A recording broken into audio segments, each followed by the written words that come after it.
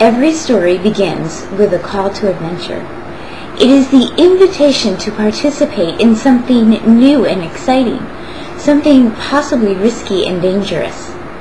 Obi-Wan asks Luke Skywalker to join the fight.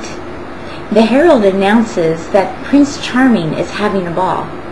God comes to Abraham and tells him to leave his family and go to an unknown land.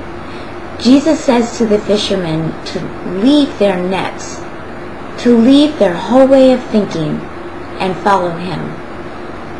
This is what gets the story going. And we too, as Christians, have a call to adventure. We too are invited to participate in something new and exciting. As believers, Jesus calls us to love. He says that the greatest commandment is to love the Lord our God with all of our heart, soul, and mind. He says that the second greatest commandment is to love our neighbors as ourselves. He tells his disciples that we are known by our love for one another. That is the mark of being a Christian.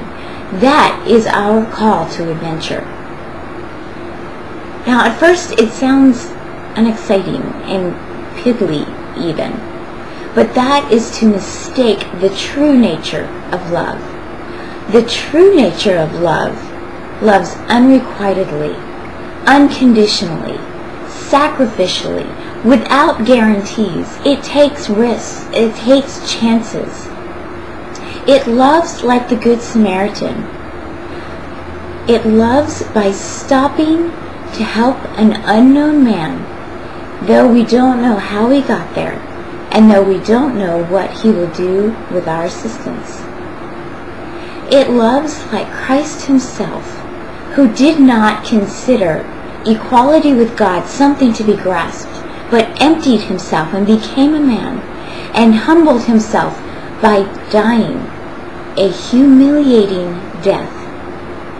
It loves selflessly rather than selfishly. It does not seek its own good. It is not ambitious, but builds up the church. It does not seek greatness. Love is harsh and tough. It reaches out to enemies, friends, and family alike. This is our great adventure. Nothing more and nothing less. Individually, we all have different roles to play. Some God has called to be pastors, some businessmen and women, others missionaries, some artists, some politicians or nurses, some teachers, others to be on PTA committees and chambers of commerce. God has called us to different roles, different stages, but each one of these is undergirded by our call to love. That is our adventure. That is our love.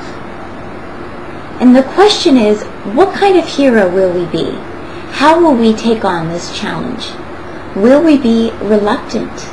Like Luke Skywalker, who said, absolutely not, I'm not going to fight, until his home and family were destroyed and he was left with nothing and no other choice. Will we be reluctant like Dorothy, who ran away from home and did not heed the peddler's warnings to go back home? It took a tornado and a dangerous trip down the yellow brick road to find that there's no place like home. Or will we be reluctant like Jonah, who went the opposite direction of God's calling until a storm and a whale put him back on the right path, and who even then preached God's message with a grudge? Will we be selfish like Han Solo, looking out for numero uno and what's in it for me? Or will we be selfless like Ruth, who bound herself to Naomi and Naomi's God, no matter what, no matter that it meant being a misfit in a strange land? Will we be like Mary, who when Gabriel called her to something impossible, she turned to God and said, I am your servant? Will we be like Christ himself, who said, "Not my will, but yours"? The shape of our story is determined by how we respond to the call to adventure. When God calls us to love, even when it's painful, even when it's dangerous, even when it looks crazy, will we love, or will we deny his call?